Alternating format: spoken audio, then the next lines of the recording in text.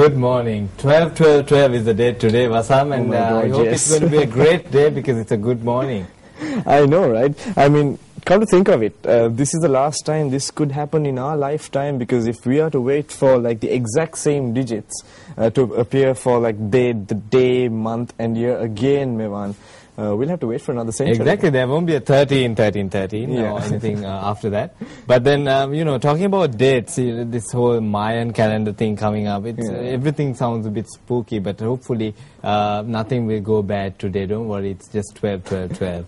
And also, something that I've read recently on a website somewhere, Vasam, December is apparently the Seasonal Depression Awareness Month. I don't know whether you agree with that, but I kind of see that everyone feeling very happy during Christmas. That's quite interesting. Actually, Mevan, I tend to agree, because I can understand that happening. Because see, Christmas around the corner, people coming down in December, lots of social activities and stuff happening, and you see all your friends and family and everybody around you having such a good time, and I suppose psychologically maybe people are questioning themselves if they are actually happy. Yeah, but I was thinking maybe like on Valentine's Day or something, if someone was single on Valentine's Day, you would feel pretty depressed, won't you? I don't know. Yeah, if I was single, and which I am, let's just move on with that, Vasam. But we've got a few videos lined up. Obviously, it's been Christmas right throughout. Yes. That's the main deal. And we took a look at how President Obama lit the national Christmas tree yesterday. But now it's about how the New Yorkers do it. But we'll check that in a little while as well. And also later on in the show, we've got some interesting guests in the studio.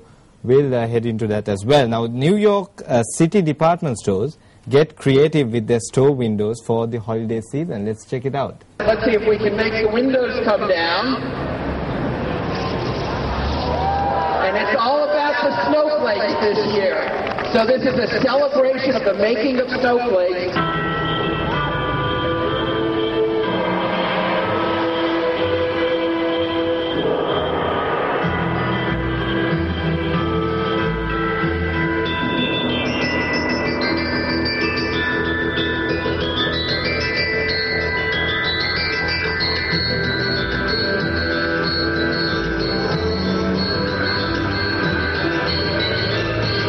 Snowflake Spectacular. It's about 6 kids, or actually 7 kids, in 6 different ways that they make it snow.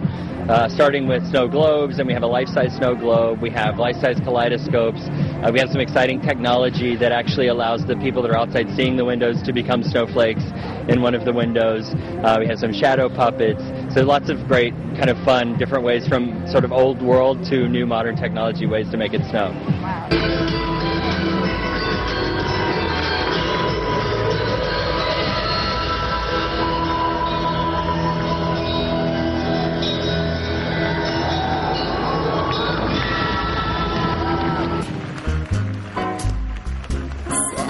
Baby, slip the sable under the tree for me.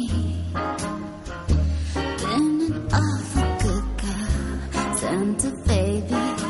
Hurry down the chimney tonight.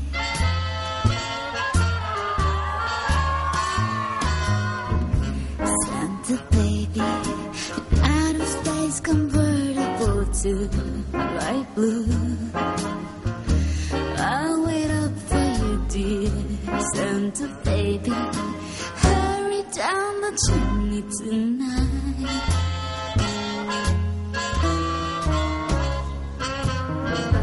Think of all the fun I've missed.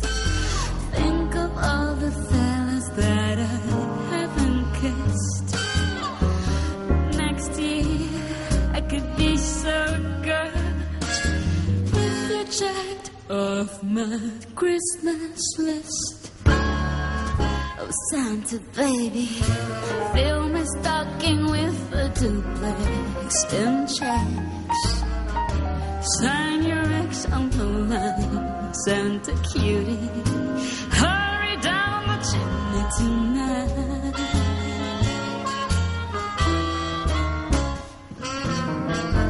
Come and trim my Christmas tree with some decorations brought up to me.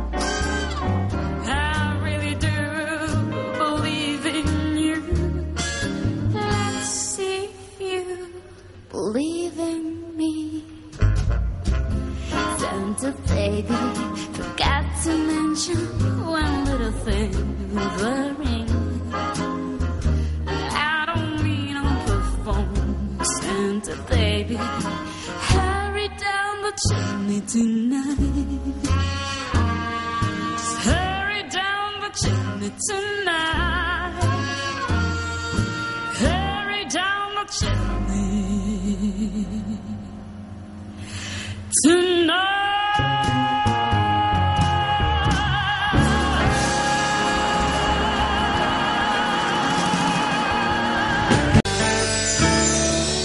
So in the studio we have a few guests who will be talking about the latest book launch and also a play that they've lined up. We've had Mrs. Dulari Vijayasundar, who is the author of the book Whispering Pages. A very good morning to you, and also the students of the Wendy Watmore Academy who will be taking part in the play that's scheduled to happen concurrently with the book launch. Very good morning to everyone. So, Basam, if you'd just like to start off, you know, Yes, what this book really is. Yes, will you be able to tell us a few things about the launch of this book, and maybe certain things about the book itself, what inspired you to come up with it, and what the book is all about?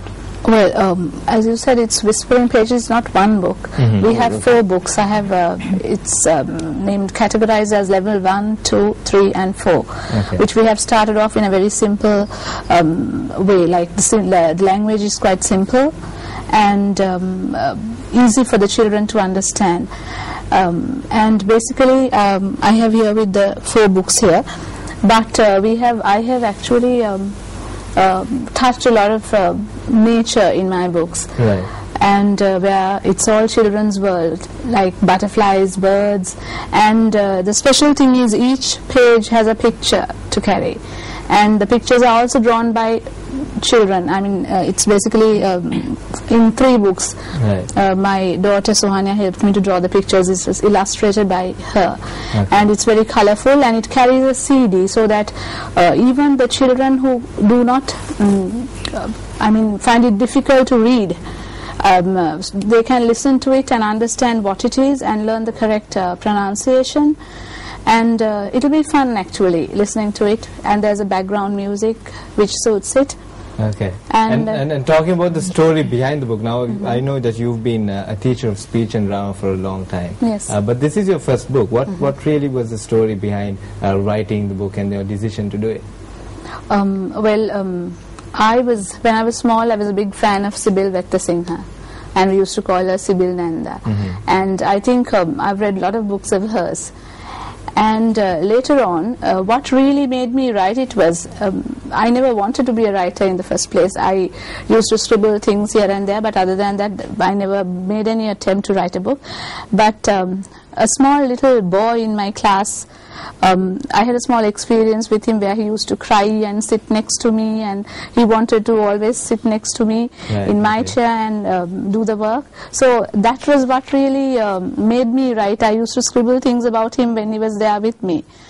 And I have the character of Ritik. His name is Ritik actually. He's also there in one of my books. That's my first book which I wrote. Right. Okay. Then after that only I started writing the other books. Okay, so Ritik has been, included in the book as well. That's talking right. about the English language as a whole.